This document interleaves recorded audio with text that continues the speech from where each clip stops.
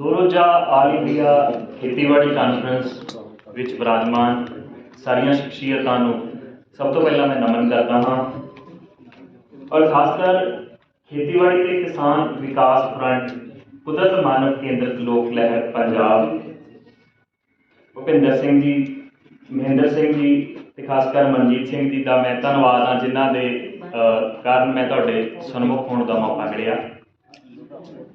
ये गल मैं एक वार्ता तुहाडे नाल साझी करना चाहांगा।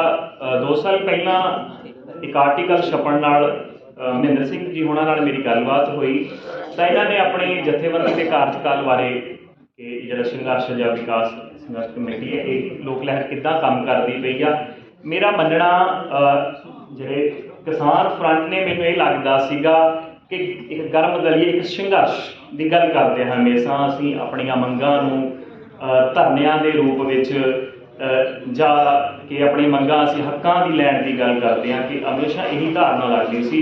पर इन्हां दी गलबात तो बाद मैनूं जापिया कि नहीं नरम दलीए भी असीं साडे च मौजूद ने जिहड़े भारत पद्धर ते नहीं विश्व पद्धर की गल करते हैं। विश्व दीयां जिहड़ियां चुनौतियां ने साडे सामने उन्हां दी गल करते हैं। तो इस संबंधी उस वक्त जून 2021 के विच कैंब्रिज यूनीवर्सिटी वालों एक संयुक्त राष्ट्र के जिहड़े टिकाऊ विकास जिन्हों असीं सस्टेनेबल डिवेलपमेंट के 2030 के 17 टीचियां की गल करते हैं उस बार मैं पढ़ रहा सी और जो इन्होंने अपने एजेंडियां की गल की तो मैनूं पता लग्या नाल महसूस होया कि हाँ साडे सूबे के जिहड़े असीं मोढी किए हुए ने साडे बाबे ने वो इदां दी भी सोच रखते हैं। मैं थोड़ा जिहा उन्हां 17 टीचियां दे विचों जिहड़े साडे एजेंडे नाल संबंधित टीचे ने मैं उन्हां बारे आप जी नाल गल करना चाहांगा ते नाल वर्तमान खेती संकट आ जिहड़ा मैं उस दे कुछ पहलू ने जिहड़े मोस्टली मेरी जिहड़ी आदत आ शुरू तो मैं लिखदा भी हाँ मेरे विचारां नूं एक प्रोफैसर के विचार ना समझना। मैं एक किसान का पुत हाँ और सवेरे उठ के मैं पशुओं के विच और खेती भी करदा। वर्तमान समय मैं पंजाबी यूनीवर्सिटी के पत्रकारी विभाग के एक विद्यार्थी वजों गुजर रहा हाँ।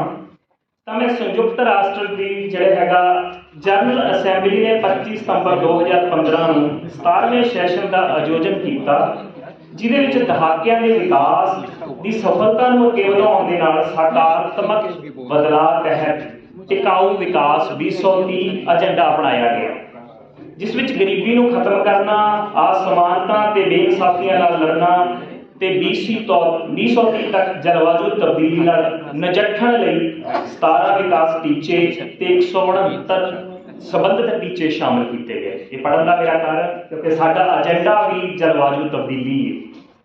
तो ये जिहड़ा इहदे च भारत जिहड़ा 193 देशों विचों एक आ जिहड़ा इसका मैंबर यूएनओ का जिहदे च इन्हां दी गल करदे हां। तो उन्होंने टीचियां च मैं संखेप में दसना चाहांगा कि जिहड़ा टिकाऊ विकास का पहला टीचा है उहदे च हैगा कोई गरीबी नहीं। तो इहनूं असीं भारत दे विच देखते हैं तो भारत के देखते हैं कि गरीबी की गल चल रही है कारपोरेट घराणियां की गल करती आख्या जाता कि 1% जिहड़े लोग ने उन्हां कोल देश के 70% जिहड़ा हैगा आमदन या जिहड़े सोर्सिस ने वो हत्थां दे विच कीते हुए ने। तो इस दी गल होंदी आ। उस तो बाद जिहड़ा दूसरा टीचा जीरो भुख की गल करते हैं असीं तो भारत दे विच 24% आ जिहड़ा वो विश्व के 24% का जिहड़ा शिकार कुपोषण का भारत दे विच पाया जाता। खास करके 5 साल तो छोटी उम्र वाले जिहड़े बच्चे ने उन्हां च कुपोषण की जिहड़े ने वो देखे जाते आ। उस तो बाद जिहड़ा मैं गल करांगा तीसरे टीचे की तो चंगी सेहत ते तंदुरुस्ती की गल की जाती है टिकाऊ विकास दे विच। पर सूबे की गल करिए तो साडे जिहड़ा पौण पानी इत्थों दा वातावरण इन्ना क गंदला हो चुकिया जिहदे कैंसर हार्ट ते साह वर्गियां बीमारियां ने जिहड़ा वो आम रूप धारण कर चुकियां ने। परिवारक जिन्हों एक गैर संचारी बीमारियां कहने असीं कि संचार राही नहीं आउंदियां हरेक व्यक्ति दे विच अलग तौर पर पैदा हो जांदियां ने। इस तो चौथा जिहड़ा हैगा टीचा हैगा मियारी ते बराबर सिक्ख्या का ते उसनूं बराबरता प्रदान करना। ते साडी जिहड़ी सिक्ख्या का जां म्यार आ जिहड़ा खास करके हुण दे जिहड़े सारी असीं सुणदे हां पंजाब सरकार वालों सिक्ख्या के बजट के विच कटौतियां कीतियां जांदियां ने, जां जिहड़ा म्यार आ बनदा म्यार सानूं प्राप्त नहीं होंदा, जां सिक्ख्या प्राप्त करन तो बाद योग मौके नहीं मिलते हैगे, वो सानूं भली भांत जाणो आ। बेशक प्रवास आ जिहड़ा वो कोई नवीन शैली नहीं हैगी, असीं पुरातन समय तो ही प्रवास जिहड़े पंजाबी आ वो करते रहे हैं, पर हुण मजबूरी बन चुकी है नौजवानी की। पंजवां जिहड़ा हैगा टीचा लिंग समानता, और छेवां टीचा पानी ते सैनीटेशन तक पहुँच, और इस तो अहम टीचा जिहड़ा 13वां टीचा यूएनओ वालों मिथ्या गया 2030 के एजेंडे में जलवायु तब्दीली ते इसके प्रभाव का मुकाबला करना।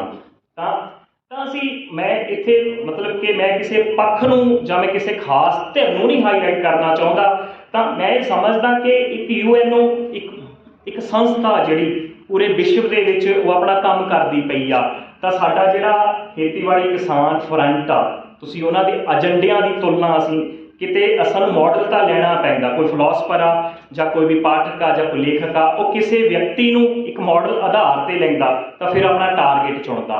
तो सानूं माण होना चाहिए कि साडे सूबे दे विच भी इदां दे जिहड़े विकास फ्रंट ने जिहड़े विश्व पद्धर ते, क्योंकि ये जिहड़ियां जलवायु तब्दीलियां की गल करदे आ, जलवायु संकट की गल करदे आ, जे मैं बचा करूँगा मेरा अपना बचा नहीं होना, जे ये दहाकियां की मेहनत आ और ये पूरे विश्व को फायदा होएगा। जे एक विश्व कोई अनगैली करता, वातावरण नाल खिलवाड़ करता, तो वह भुगतान आ जिहड़ा साडे पूरे विश्व को भुगतना पैंदा।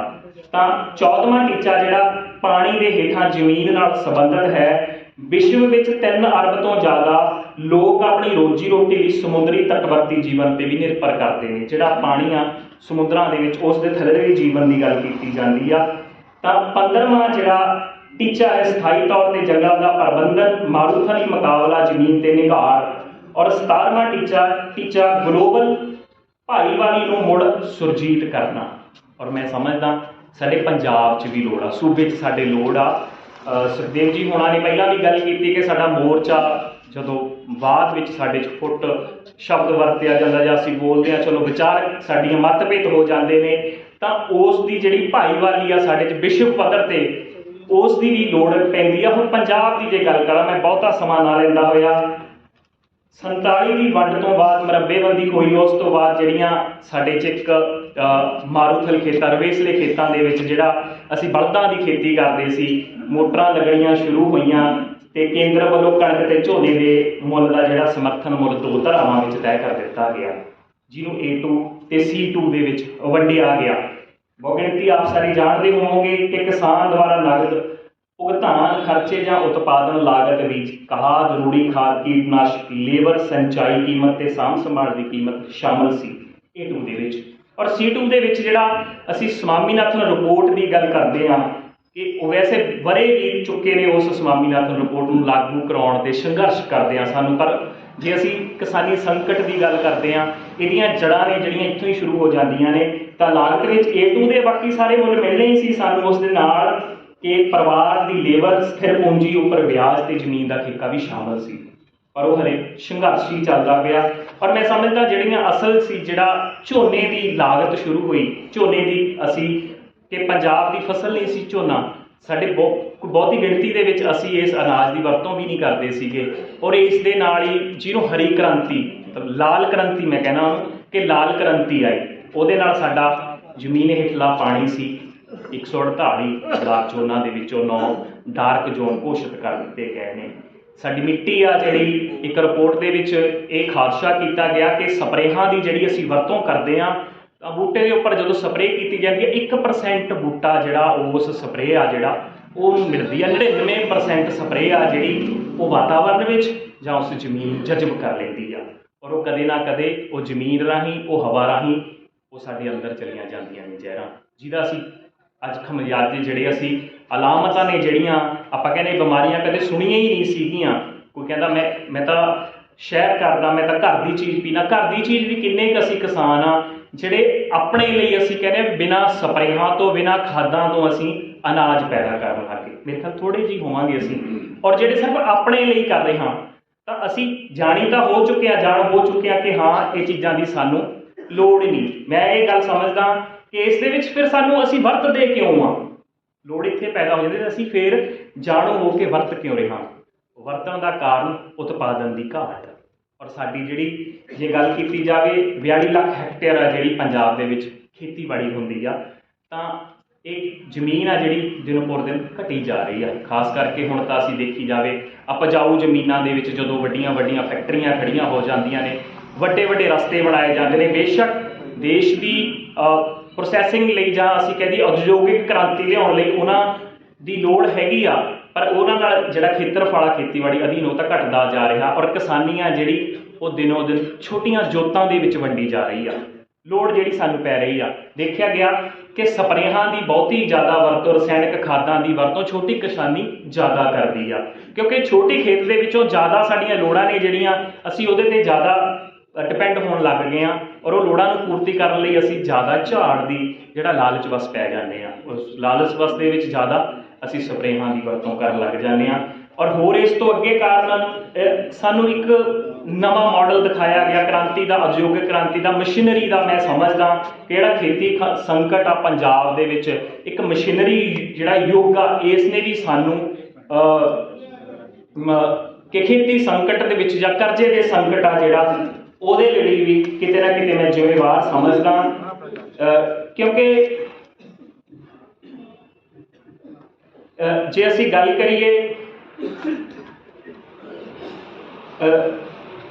ਕਿ ਇਸ 42 ਲੱਖ ਹੈਕਟੇਅਰ ਦੇ ਵਿੱਚ ਜਿਹੜਾ ਹੈਗਾ ਕਿ ਕਿਹਾ ਜਾਂਦਾ ਕਿ ਘੱਟੋ ਘੱਟ ਜਿਹੜਾ ਟਰੈਕਟਰ ਦੀ ਗੱਲ ਆ 1000 ਘੰਟਾ ਜਿਹੜਾ ਟਰੈਕਟਰ ਚੱਲਦਾ ਕਿ ਉਹ ਤੁਹਾਡੀ ਜਿਹੜੀ ਪੂੰਜੀ ਆ ਜਾਂ ਤੁਹਾਡੇ ਆਮਦਨ ਦਾ ਉਹ ਆਮਦਨ ਪ੍ਰਾਪਤ ਕਰ ਪਾਉਂਦਾ, ਉਹ ਸਹੀ ਆ, ਵਾਜਬ ਆ। ਜਿਹਦੇ ਲਈ ਸਾਡੇ 1.25 ਲੱਖ ਟਰੈਕਟਰਾਂ ਦੀ ਲੋੜ ਆ। ਕਈ ਕਿਸਾਨ ਜਥੇਬੰਦੀਆਂ ਪਿਛਲੇ ਮਹੀਨੇ ਮੇਰਾ ਆਰਟੀਕਲ ਛਪਿਆ, ਉਹਦੇ 'ਚ ਉਹਨਾਂ ਨੇ ਵਿਰੋਧ ਵੀ ਕੀਤਾ ਕਿ ਪ੍ਰੋਫੈਸਰ ਸਾਹਿਬ ਤੁਸੀਂ ਇੱਕ ਪੇਂਡੂ ਹੋ ਕੇ ਵੀ ਤੁਸੀਂ ਮਸ਼ੀਨਰੀ ਦੀ ਗੱਲ ਕਰਦੇ ਹੋ, ਇੱਦਾਂ ਦੀਆਂ ਗੱਲਾਂ ਕਰਦੇ ਹੋ। ਪਰ ਸਾਡੇ ਜਿਹੜੇ ਪੰਜਾਬ ਦੇ ਵਿੱਚ 5.5 ਲੱਖ ਤੋਂ ਜ਼ਿਆਦਾ ਟਰੈਕਟਰ ਨੇ। ਮੈਂ ਸਮਝਦਾ ਕਿ ਜਿਹੜੀ ਸਾਂਝੀ ਖੇਤੀ ਆ, ਇੱਕ ਸਾਂਝੀ ਖੇਤੀ ਦਾ ਮਾਡਲ ਸੀਗਾ ਸਾਡੇ 'ਚ, ਆਪਸੀ ਭਾਈਚਾਰਕ ਸਾਂਝ ਸੀਗੀ, ਉਸ ਦੇ ਵਿੱਚ ਸਾਡੀਆਂ ਨੈਤਿਕ ਕਦਰਾਂ ਕੀਮਤਾਂ ਵਿੱਚ ਗਿਰਾਵਟ ਹੋਣ ਕਰਕੇ ਤਾਂ ਉਹ ਸਾਰਾ ਜਿਹੜਾ ਅੱਜ ਦਾ ਕਲਾਈਮੇਟ ਚੇਂਜ ਹੋਇਆ, ਸਾਡੀਆਂ ਕਰਜ਼ੇ ਦੇ ਮਾਰ ਥੱਲੇ ਅਸੀਂ ਚੱਲੇ ਹਾਂ, ਉਸੇ ਕਰਕੇ ਹੋਇਆ ਜੇ ਸਾਡੇ 'ਚ ਆਪਸੀ ਭਾਈਚਾਰਕ ਸਾਂਝ ਖਤਮ ਹੋਈ ਆ। ਕਾਰਪੋਰੇਟ ਦੀ ਗੱਲ ਕੀਤੀ ਜਾਂਦੀ ਹੈ, ਕਾਰਪੋਰੇਟ ਘਰਾਣਿਆਂ ਦੀ ਗੱਲ ਕੀਤੀ ਜਾਂਦੀ ਆ ਕਿ ਇਹ ਪੰਜਾਬ ਦੀ ਜਿਹੜੀ ਖੇਤੀਬਾੜੀ ਆ ਇਹਨੂੰ ਆਪਣੇ ਕਲਾਵੇ ਵਿੱਚ ਲੈ ਲੈਣਗੇ। ਜੇ ਅਸੀਂ 2-2, 3-3 ਏਕੜ ਵਾਲੇ ਕਿਸਾਨ ਕਿੰਨਾ ਕੁ ਚਿਰ ਸਰਵਾਈਵ ਕਰਾਂਗੇ? ਨਹੀਂ ਕਰ ਸਕਦੇ। ਸਾਡੇ ਕੋਲ ਆਪਸ਼ਨ ਨਹੀਂ ਹੋਏਗਾ। ਫੈਕਟਰੀ ਲਵਾਂਗੇ, ਉਹ ਜ਼ਮੀਨ ਠੇਕੇ 'ਤੇ ਦੇਣਾ, ਸਾਡੇ ਵਾਲੇ ਖਰਨ ਵਾਲਾ ਕੌਣ ਆ? ਕੋਈ ਨਹੀਂ ਹੈਗਾ। ਕਾਰਪੋਰੇਟ ਨੂੰ ਨਹੀਂ ਦੇਣਾ ਚਾਹੁੰਦੇ ਤਾਂ ਸਾਨੂੰ ਆਪ ਇਕੱਠੇ ਹੋਣਾ ਪੈਣਾ। ਉਹ ਖੇਤੀਬਾੜੀ ਆ ਉਹ ਗਰੁੱਪਾਂ ਦੇ ਵਿੱਚ ਵੰਡਣੀ ਪੈਣੀ ਆ, ਉਸ ਤਾਂ ਹੀ ਸੰਭਵ ਹੋਊਗਾ। ਸਹਿਕਾਰੀ ਸੁਭਾਵਾਂ ਦੀ ਜਿਹੜੀ ਸਿਆਸੀ ਇਨਵੋਲਵਮੈਂਟ ਹੋਈ ਆ, ਉਸ ਨੇ ਵੀ ਜਿਹੜੀ ਖੇਤੀਬਾੜੀ ਦਾ ਢਾਂਚਾ ਜਿਹੜਾ ਵਿਗਾੜ ਕੇ ਰੱਖਿਆ। ਦੇਖਿਆ ਜਾਂਦਾ ਸਬਸਿਡੀਆਂ ਨੇ ਜਿਹੜੀਆਂ ਉਹ ਖਾਸ ਚਿਹਰਿਆਂ ਨੂੰ ਜਾਂ ਰੁਤਬਾ, ਸਿਆਸੀ ਰੁਤਬਾ ਰੱਖਣ ਵਾਲੇ ਚਿਹਰਿਆਂ ਨੂੰ ਮਿਲੀਆਂ ਗਈਆਂ ਨੇ। ਮੈਂ ਉਸ ਚੀਜ਼ ਦਾ ਗਵਾਹ ਕਿ ਮੈਂ ਪਾਇਆ ਗਿਆ ਉਹ ਕਿਉਂ ਮਿਲਦੀਆਂ ਨੇ। ਤੇ ਸਾਡੀ ਘਾਟ ਕਾਰਨ ਆ, ਛੋਟੀ ਕਿਸਾਨੀ ਆ। ਪਹਿਲੀ ਗੱਲ ਤਾਂ ਉਹ ਲੈਣ ਦੇ ਯੋਗ ਹੀ ਨਹੀਂ, ਇੰਨੀਆਂ ਮਹਿੰਗੀਆਂ ਮਸ਼ੀਨਰੀਆਂ ਲੈ ਹੀ ਨਹੀਂ ਸਕਦੀ। ਅਗਰ ਉਹ ਲੈਣ ਦੇ ਯੋਗ ਵੀ ਆ ਤਾਂ ਉਹਦਾ ਜਿਹੜਾ ਬਣਦਾ ਉਹ ਮਿਲਦਾ ਹੀ ਨਹੀਂ ਹੈਗਾ। ਸੋ ਮੈਂ ਇਹ ਗੱਲ ਕਹਿਣਾ, ਸਭ ਤੋਂ ਵੱਡੀ ਗੱਲ ਆ ਕਿ ਮੈਨੂੰ ਜੇ ਮੈਂ ਬਦਲਾਅ ਚਾਹੁੰਦਾ, ਸਭ ਤੋਂ ਪਹਿਲਾਂ ਮੈਨੂੰ ਬਦਲਣਾ ਪਏਗਾ। ਸਮਾਜ ਪ੍ਰਤੀ, ਵਾਤਾਵਰਨ ਪ੍ਰਤੀ ਸ਼ੁਰੂਆਤ ਆਪਣੇ ਆਪ ਤੋਂ ਕਰਨੀ ਪਵੇਗੀ। ਜੇ ਮੈਂ ਆਪਣੇ ਆਪ ਤੋਂ ਕਰਾਂਗਾ, ਅੱਜ ਮੈਂ ਕਰਾਂਗਾ, ਤਾਂ ਮੇਰਾ ਗਵਾਂਢ ਕਰੇਗਾ, ਇੱਕ ਪਿੰਡ ਕਰੇਗਾ, ਇੱਕ ਜ਼ਿਲ੍ਹਾ ਕਰੇਗਾ, ਪੰਜਾਬ ਕਰੇਗਾ। ਤਾਂ ਆਸ ਕਰਦਾ ਕਿ ਇਹ ਜਿਹੜਾ ਏਜੰਡਾ ਇਹ ਪੂਰੇ ਵਿਸ਼ਵ 'ਤੇ ਕੰਮ ਕਰੇਗਾ। ਤਾਂ 2030 ਦਾ ਜਿਹੜੇ ਗੋਲ ਨੇ ਉਹ ਏਜੰਡੇ ਨੇ, ਉਹਨਾਂ ਦੇ ਵਿੱਚ ਅਸੀਂ ਅਵੇਅਰਨੈਸ ਉਠਾਵਾਂਗੇ ਔਰ ਇੱਕ ਜਿਹੜਾ ਸ਼ੁੱਧ ਵਾਤਾਵਰਨ ਲਈ ਇੱਕ ਬੀੜਾ ਚੁੱਕਿਆ ਉਹਦੀ ਪ੍ਰਾਪਤੀ ਕਰਾਂਗੇ। ਹਿਮਾਂ ਦਾ ਜਾਚਕਾਂ ਸਮਾਂ ਦੇਣ ਲਈ ਬਹੁਤ ਬਹੁਤ ਧੰਨਵਾਦ। ਹਾਂਜੀ, ਸਰਬਰ ਸਿੰਘ ਭਲੇ ਜੀ ਕਲਾਕਾਰ ਹੋਣ ਕਰਕੇ ਕਹਿੰਦੇ ਬੋਲ ਨਹੀਂ ਸਕਦੇ।